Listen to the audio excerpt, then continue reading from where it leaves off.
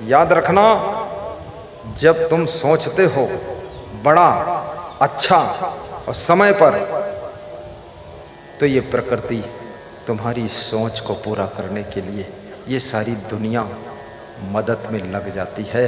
लेकिन डिसीजन और प्लानिंग तुमको करना पड़ेगा। फिर ये जगत की कण कण की शक्ति आपको मदद करेगी और आपका सोचा हुआ एक दिन जरूर सफल हो जाएगा।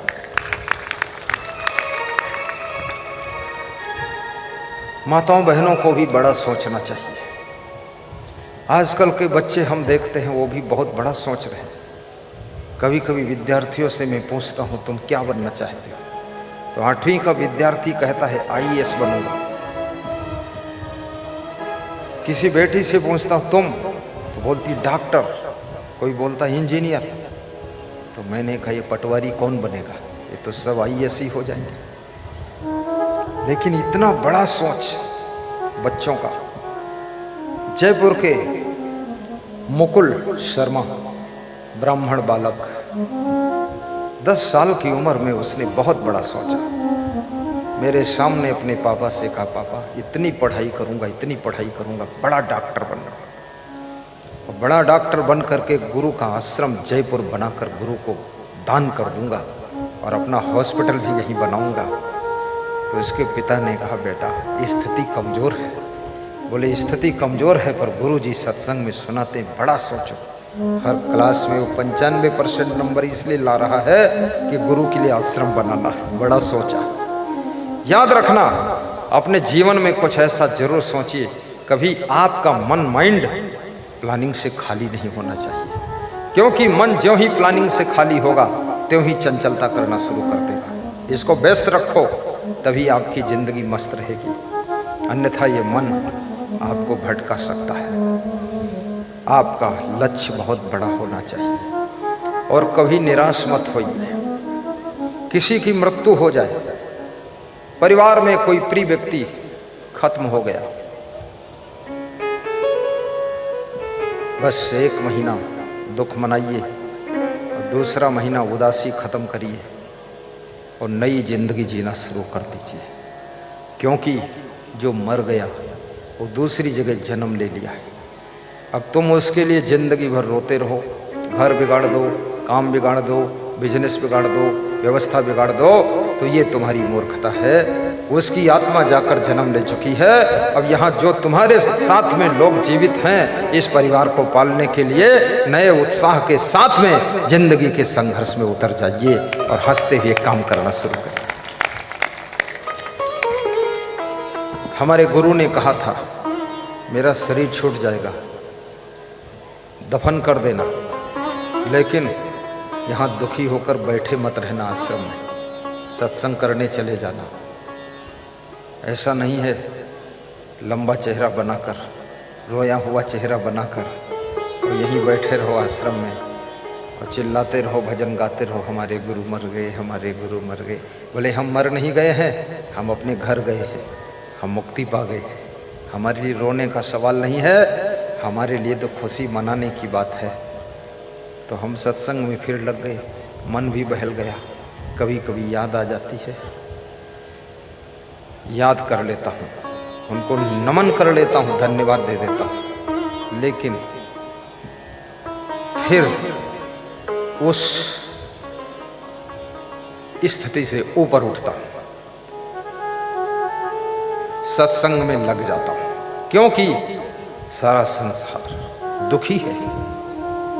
कोई परिवार से दुखी है, कोई शरीर से दुखी है, कोई समाज से दुखी है, कोई सरकार से दुखी है, कोई पड़ोसी से दुखी है, कोई रिश्तेदार से दुखी, कोई बेईमानों से दुखी है, कोई बीमारी से दुखी है, कोई डॉक्टरों से दुखी है, कोई डॉक्टर रोगियों से दुखी है, और कोई स्कूल मालिक बच्चे फीस नहीं दे रहे इसलिए बहुत दुखी।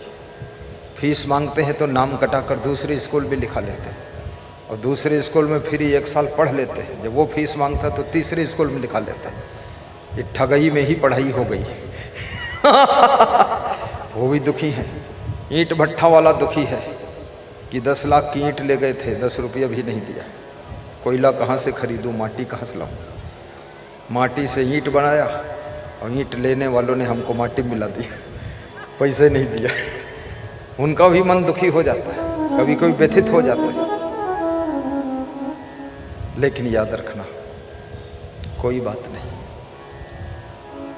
आपका धन कोई मार सकता है, लेकिन आप यदि जिंदा हो तो उससे 1000 गुना धन फिर कमा सकते हो। परंतु आपका मन यदि डिस्टर्ब हो गया तो आपके पास में धन होगा वो भी किसी काम का नहीं रह जाएगा। इसलिए धन की हानि हो जाए तो भी गम खा लेना, सह लेना, और हंसते हंसते फिर से उन्नति में लग जाना। सफलता जरूर मिलेगी, सफलता जरूर मिलेगी।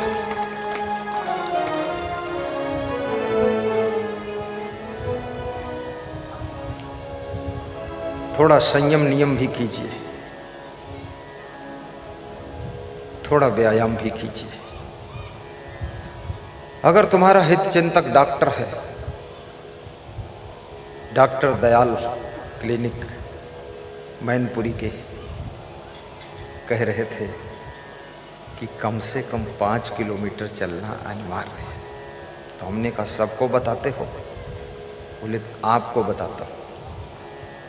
तो हमने कहा क्यों? तो बोले आप गुरुजी हो, आप आते हो तो हमारा दुगना टाइम भी लगता है, और जब 5 किलोमीटर चलोगे तो बीमारियां 50 किलोमीटर दूर रहेंगी। तो हमने कहा महिलाएं तो चलती ही नहीं है। बोले उन्हीं से तो हमारी क्लिनिक चलती है। बहुत गजब की बात। ये पैदल चलना 43 रोगों का नाश करता है। माताओं बहनों से भी कहूंगा थोड़ा पैदल चलने की प्रैक्टिस करो। घर में सीढ़ी हो, 21 बार चढ़ो, 21 बार उतरो, व्यायाम हो जाएगा। बर्तन समेट कर मांज लो, व्यायाम हो जाएगा। झाड़ू पोछा 3 बार कर लो, व्यायाम हो जाएगा। मेहमान 10-20 आ जाए, हलवाई पलवाई मत बुलाओ। 10 किलो आटा खूब मेहनत से माड़ो, अंगुलियां कलाई सब मजबूत हो जाएगी। लेकिन कहते हैं कि प्राचीन समय में जब मेहमान आते थे, बारात होती थी, तो घर की माताएं बहनें ही भंडारा बना लेती थी और नाचने वाली बाहर से बुलाई जाती थी। अब घर ही के लोग नाच लेते हैं, तो भोजन बनाने वाले बाहर से बुलाए जाते हैं। उल्टा काम हो रहा।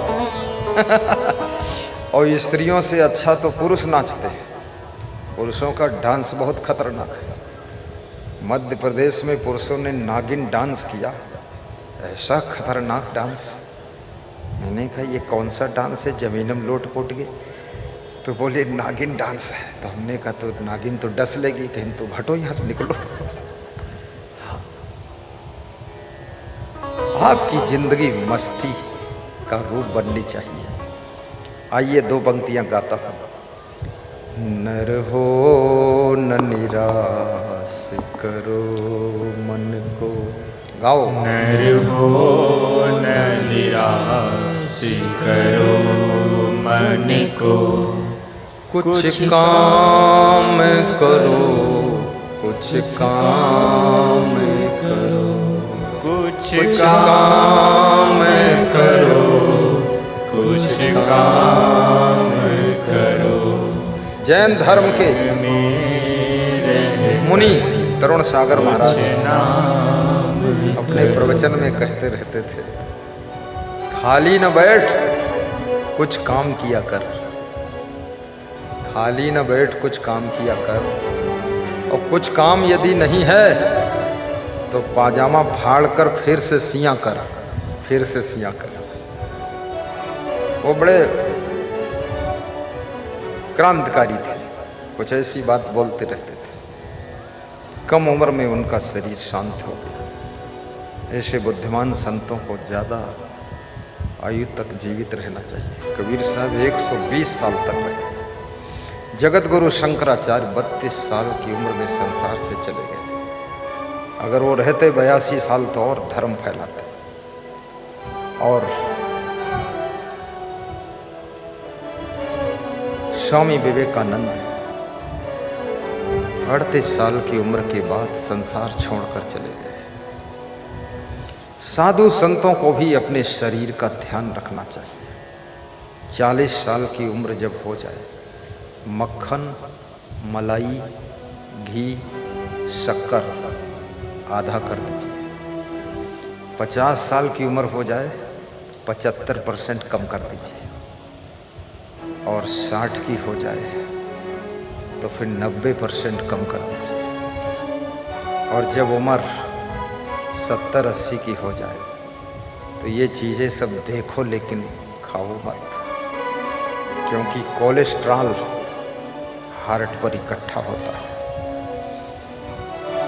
खाने के लिए संसार में तो बहुत अच्छी अच्छी चीज़ें हैं, लेकिन अपने स्वास्थ्य को ध्यान में रख करके ही खाना। और हमारे भक्त तो इतने बुद्धिमान हैं, भक्त कहते हैं कि कुछ खाना, कुछ दृष्टि भोग लगाना, कुछ छू कर दूसरों को बांट देना। आपके सब खाने के लिए नहीं है, कुछ देखने के लिए है, कुछ छूने के लिए है, कुछ बांटने के लिए है, और थोड़ा सूंघने के लिए है, थोड़ा सा खाने के लिए है। बिल्कुल सही बात है, क्योंकि गुरु को जो चीज़ सूट करे वही चीज़ खाना चाहिए, क्योंकि गुरु का शरीर स्वस्थ रहेगा, रोज नया नया प्रवचन सुनाएगा, तो संसार के करोड़ों जीवों को शांति मिलेगी।